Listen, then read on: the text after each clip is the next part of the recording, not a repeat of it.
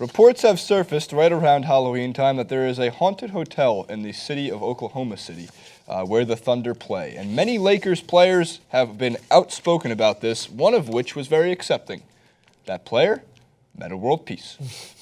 Formerly one of the best defensive players in the NBA, still a good, strong defensive veteran in the NBA, recently on TYT. Yes, sir. Check out the interview over in the description box below, where he talked about how he learned so much from Larry Bird. It was actually very, very interesting.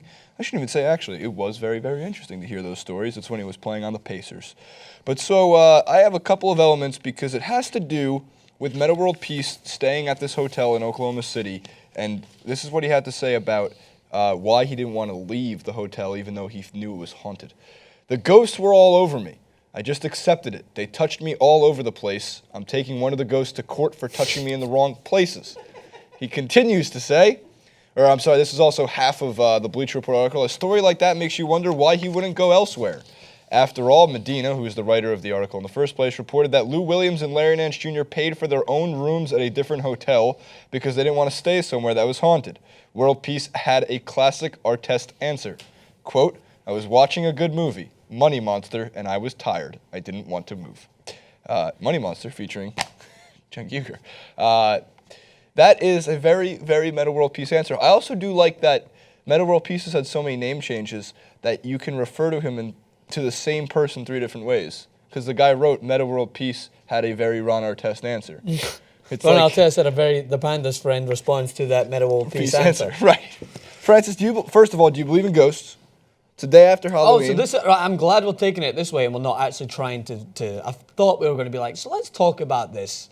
Let's talk about Ron Artest's answer to him being touched by a ghost. First of all, it's a great answer. It was hilarious. And, ghosts can touch him. I don't care. Regardless, do you believe in ghosts? Do you believe in haunted anything? Like yes. Actually haunted things? Yes, I do. You do? I think there is spirits out there that react in a different way to certain things. I think I'm really intrigued by...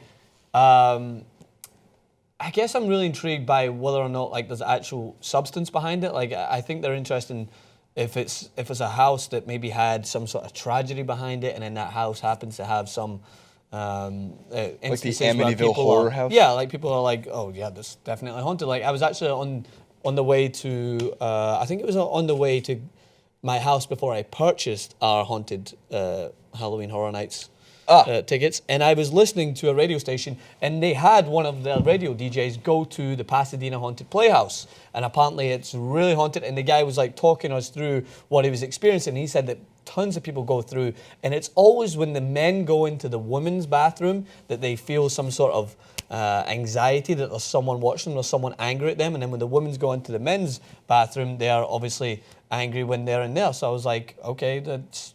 Clearly, there's just some people in there that are angry. Stay in your own bathrooms. Go to They're conservative ghosts. They don't like any sort of transgender bathrooms. I was going to say, wow, they're very conservative ghosts. So yeah, it was interesting to hear. But I do believe in stuff like that, and I feel like if I believe in it and I just admit that it's there, they won't ever come to really to grab you to annoy me. The other side of I don't think I believe in these things. However, I'm terrified of them. If it would take 2 seconds to make me a believer if anything creepy or haunted happened to me, I would probably go into a panic, check myself into some mental institution, and I would just rot away with the bzzz for the rest of my life. Because that's it.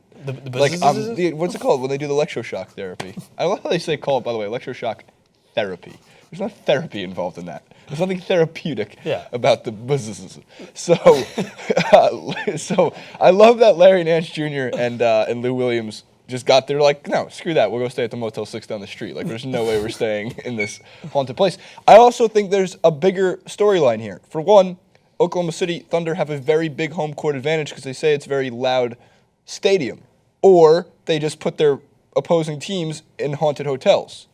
It's part of their game plan. I mean, I would do that if I would tell people if I'm the Lakers GM, I would say no, make the Phoenix Suns stay at the Pasadena Haunted Playhouse. Or you just make them stay in if they're in Los Angeles, just make them stay in somewhere that's garbage. Make them stay in where's a horrible place around here? Make them stay in Carson.